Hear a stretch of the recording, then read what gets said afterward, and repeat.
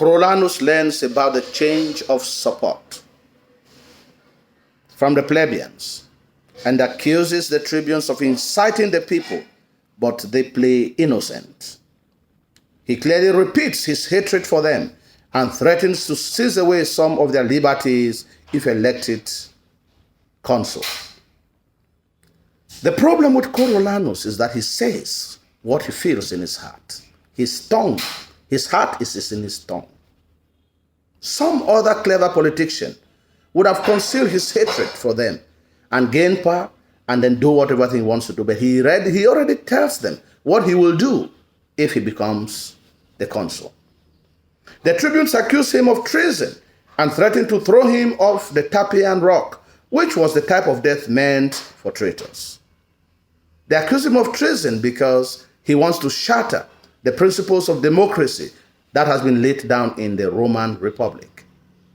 Remember, they are accusing Coriolanus of trying to become a tyrant, not that he is a tyrant, of an intention. Menenius calms down the plebeians and promises to talk to Coriolanus and bring him back. They agree and go and wait for him at the marketplace. Coriolanus prefers to be tortured than to apologize to the plebeians. He blames his mother for forcing him to embrace politics, but she blames him for being a political failure. Menenius and Volumnia convince him to go back and flatter the people. And his mother says, going back to flatter the people will not take the brave man that he is, will not take anything away from his personality. Coriolanus shows up ready to apologize, but breaks down by insulting the people and daring them to punish him with exile, death, or torture. The other patricians cannot help Coriolanus choosing the path of self-destruction. They want him to be given a traitor's death through the Tapian rock. Coriolanus flipping is caused by the attacks on his character. Remember, they rebuke him of being proud.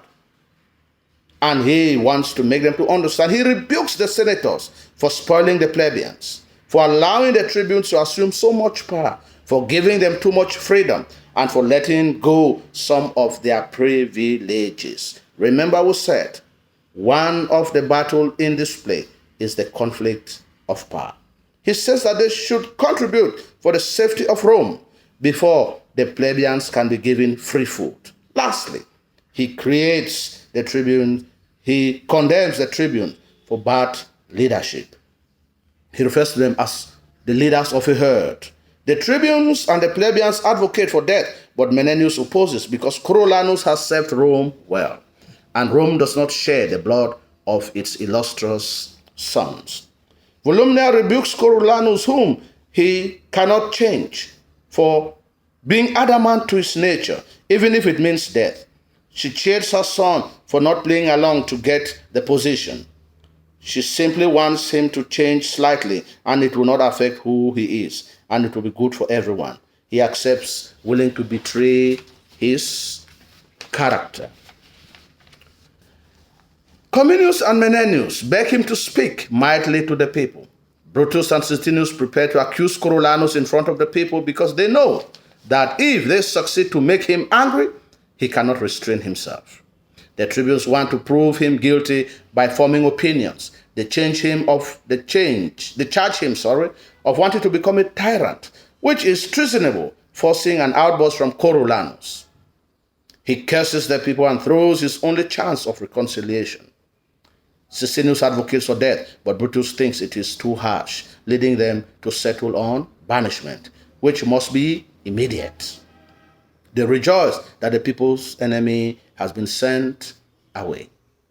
So Act 3 focuses only on the differences and the refusal of Coriolanus to become consul and leading to his banishment. Take note of the following parts where extracts have been brought from. The confrontation between Coriolanus and the tribunes. The rebuke of Coriolanus on the patricians, telling them that they have given too much power to the tribunes. The persuasion of Menenius and Volumnia for Coriolanus not to be, The persuasion of Menenius or Coriolanus not to be punished with death.